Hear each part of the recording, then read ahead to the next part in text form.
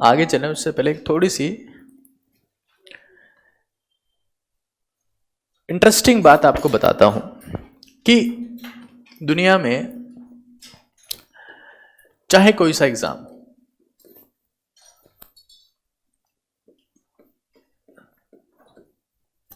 इस दुनिया में चाहे कोई सा एग्जाम हो, 3 चीजें हमेशा रिक्वायर्ड होती हैं। एक का नाम है एक्यूरेसी, एक का नाम है स्पीड और एक का नाम है नॉलेज। ठीक है, लेकिन क्या ये तीनों चीजें हर एग्जाम के लिए इक्वली रिक्वायर्ड होती है? क्या ये तीनों चीजें हर एग्जाम के लिए इक्वली रिक्वायर्ड है? तो ऐसा नहीं है। अगर मान लो मैं सबसे पहले अगर मैं यहां पर तीनों जो नेशनल लेवल पर एग्जाम्स हो रहे हैं उनको मैं रख देता हूं, तीनों एग्जाम्स को रख देता हूं, नीट को रख देता हूं, जेई मेन को रख देता हूं और जे एडवांस को भी रख देता हूं।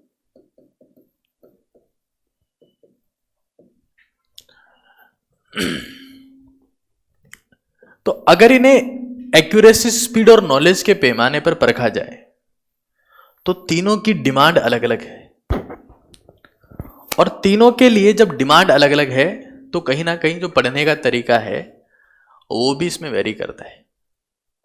अगर आप तीनों एग्जाम्स के लिए, कोई भी स्टूडेंट, बहुत बार ऐसा होता है कि उसके पास सब्जेक्ट दोनों होते हैं, बायोलॉजी भी है मैथ्स भी, तो अगर वो तीनों एग्जाम्स के लिए एक ही तरीके से पढ़ रहा है तो उसका हर एग्जाम में वैसा रिजल्ट नहीं आएगा जो उसकी एक्सपेक्टेशन थी। रिजल्ट वैसा आएगा जो एग्जाम की एक्सपेक्टेशंस थी। मतलब अगर वो स्टूडेंट, समझिएगा, मतलब ऐसा मैंने अक्सर देखा है,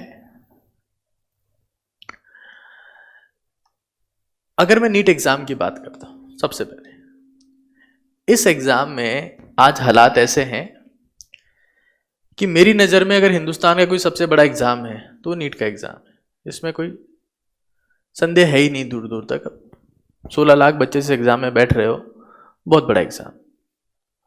और अगर मैं ये कहूं कि ये आज यूपीएससी जो सिविल सर्विसेज का एग्जाम है उससे भी बड़ा एग्जाम है तो इसमें कोई अतिशयोक्ति वाली बात नहीं है।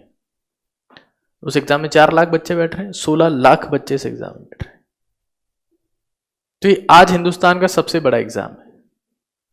इसमें तनिक मात्र भी संदेह और डिबेट वाली स्थिति नहीं है कि इसमें ये बात की जाए कि भाई कौन सा सबसे बड़ा एग्जाम है, कौन सा सबसे टफ है, तो इसमें तो कोई संदेह मुझे लगता ही नहीं है। 3 पैमाने हैं, एक एक्यूरेसी, एक स्पीड, एक नॉलेज। नीट एग्जाम की बात की जाए तो ये दोनों चीजें, मैं कहूंगा ये दोनों चीजें, ये सेकेंडरी है, ये सेकेंडरी है, ये भी सेकेंडरी है और ये प्राइमरी है। That is accuracy. अगर किसी एग्जाम के लिए कहा जा रहा है कि इस एग्जाम में एक्यूरेसी बहुत इंपॉर्टेंट चीज है, अगर किसी एग्जाम के लिए कहा जा रहा है कि इसमें एक्यूरेसी बहुत इंपॉर्टेंट चीज है, इसका मतलब क्या? पहला, एग्जाम की कट ऑफ बहुत ज्यादा है, जो नॉर्मल एग्जाम्स होते हैं उससे बहुत ज्यादा है। दूसरी बात, पेपर बहुत सिंपल आ रहा है। अगर किसी एग्जाम की डिमांड यह है कि वहां सिर्फ एक्यूरेसी चाहिए, 2 फैक्टर्स आते हैं, पेपर आसान है और कट ऑफ हाई है। अगर मैं ये कहूं कि पेपर आसान है, मतलब क्या? कौन सा पेपर आसान होता है? जो पुराने सालों में से आता है, जो देखी हुई चीज होती है वही तो आसान होती है, ऐसा नहीं है।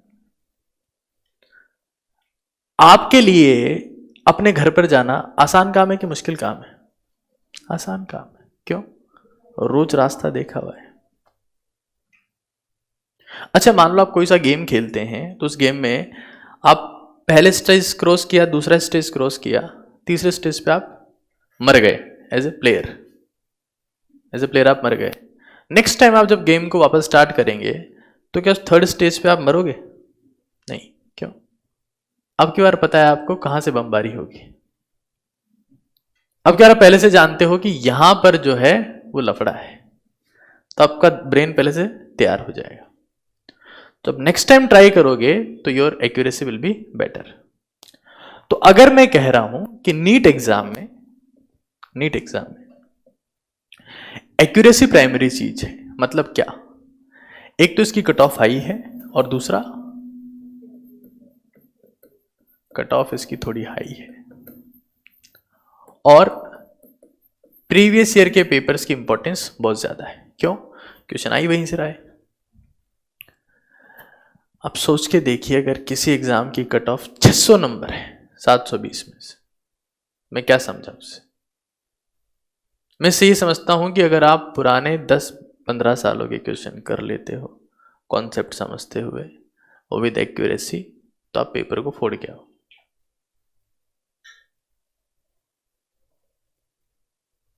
एक्यूरेसी को इंप्रूव करने का सिर्फ एक तरीका है कि आप चीजों को बार बार रिवाइज कर रहे हो। अच्छा, इसका पेपर आसान आने का कतई ये मतलब नहीं है कि आपको सिर्फ 2 घंटे ही पढ़ना है। नहीं, पेपर आसान है तो इसका मतलब ये नहीं कि आपको 2 घंटे ही पढ़ना है। पेपर आसान है, कट ऑफ ज्यादा है, तो आपको पढ़ना तो वही 7-8 घंटे पड़ेगा, लेकिन उन 7-8 घंटों में एक ही चीज को पढ़ना है बार बार। एक चैप्टर के लिए एक ही कंटेंट बार बार और हर बार यूज करना है। वही एकमात्र तरीका होता है एक्यूरेसी को इंप्रूव करने का। तो अगर किसी एग्जाम की कट ऑफ बहुत हाई है ना, नीट के लिए कोई संदेह नहीं है कि cut off is very high,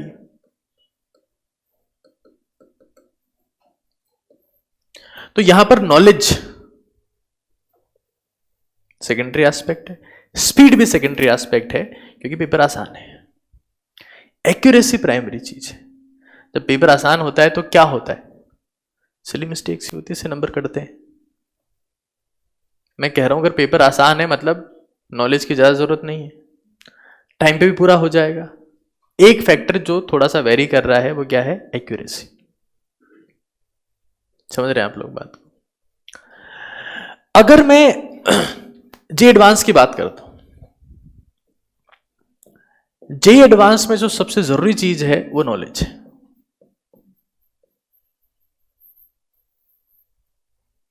और नॉलेज का मतलब क्या है? That topic interconnectivity. J advance में कोई सा भी क्वेश्चन, मतलब बहुत रेयर टू रेयरेस्ट होता है कि कोई सा क्वेश्चन ऐसा आए जो सिर्फ एक ही चैप्टर से पूछा हो। नीट में क्या होता है कि आप आने वाला क्वेश्चन एक बस की तरह होता है कि एक गेट से चढ़े दूसरे से उतर गए। जे एडवांस में जो क्वेश्चन आते हैं वो एक ट्रेन की तरह है, मेट्रो ट्रेन की तरह है, कि आप एक चैप्टर में मतलब एक डिब्बे में चढ़ोगे और बाहर निकलोगे 5 या 6 डिब्बे से। मतलब जो क्वेश्चन पूछा आपसे उसका पहला ऑप्शन केमिकल बॉन्डिंग से था, दूसरा ऑप्शन पी ब्लॉक से था, तीसरा एस ब्लॉक से था, और चौथा ऑप्शन सरफेस केमिस्ट्री से था। तो मल्टीपल चैप्टर कनेक्टिविटी वो जे एडवांस में। मतलब अगर आपको बहुत बार अगर एक क्वेश्चन 4 चैप्टर से पूछा हुआ है, अगर आपको एक चैप्टर नहीं आता उसमें से 3 आते हैं, तब भी आप क्वेश्चन गलत करके आओगे, क्योंकि आपको चारों चैप्टर में इंटरकनेक्टिविटी पता होनी चाहिए। तो यहां पर सबसे इंपॉर्टेंट नॉलेज है। स्पीड ऑब्वियस सी बात है, सेकेंडरी एस्पेक्ट है, क्योंकि 6 घंटे का टाइम है। ये बड़ा एग्जाम है। एक्यूरेसी की बात करेंगे तो obviously in between primary and secondary बोल सकते हैं,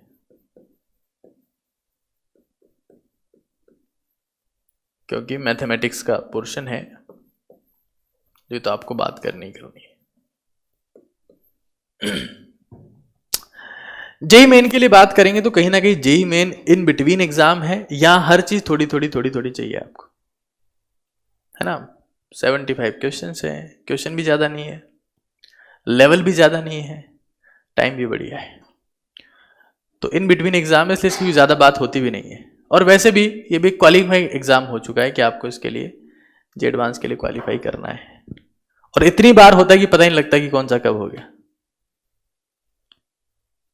तो इसकी ज्यादा चर्चा अपन नहीं करेंगे, लेकिन ये चीज आप समझ लें कि अगर मुझे जे एडवांस क्रैक करना है तो मुझे चैप्टर इंटरकनेक्टिविटी समझ में आनी चाहिए, इंटरकनेक्टिविटी। और आपको पता है कि इंडिया में फॉरेन राइटर्स जितने भी चले, या जितने भी फॉरेन राइटर्स की बुक्स इंडिया में ट्रेंड में आई, तो उसके पीछे एक ही एग्जाम जिम्मेदार है, जे एडवांस। वो इसलिए है क्योंकि फॉरेन राइटर्स की बुक्स में चैप्टर में ऐसे क्वेश्चंस होते हैं लास्ट में जो मल्टीपल चैप्टर से कनेक्टेड होते हैं, मल्टी कॉन्सेप्ट प्रॉब्लम्स बोलते हैं। तो मल्टी कॉन्सेप्ट प्रॉब्लम्स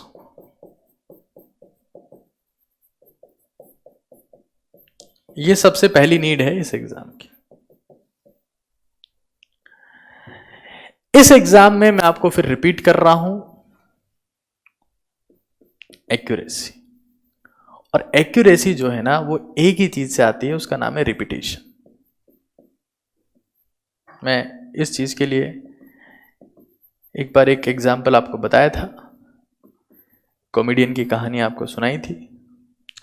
और वो कितने लोगों ने सुनी है कहानी ये मुझे नहीं पता, but that is the primary need. ठीक है,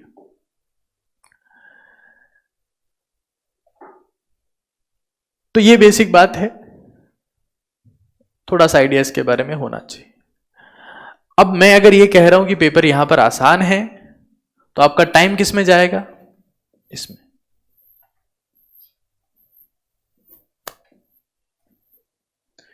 पेपर आसान होगा, आपको लगेगा कि हाँ ये तो मेरा देखा हुआ क्वेश्चन है, मेरा पढ़ा हुआ क्वेश्चन है, बट वो सही नहीं हो पाएगा फिर भी, क्योंकि आपका रिपीटेशन जो है वो उतना नहीं है जिस लेवल का होना चाहिए।